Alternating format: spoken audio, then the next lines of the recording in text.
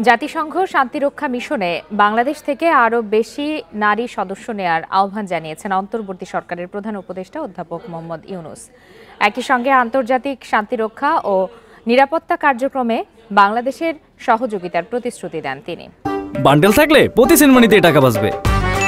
বিকাশ send money bundle কিনে জিতুন প্রতি লেনদেনে।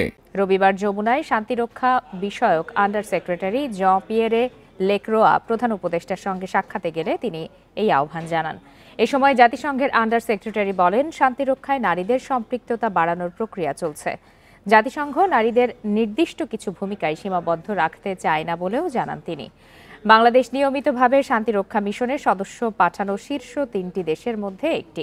বর্তমানে 11টি মিশনের মধ্যে 10টিতে বাংলাদেশের মোট 5,677 জন কর্মী রয়েছেন।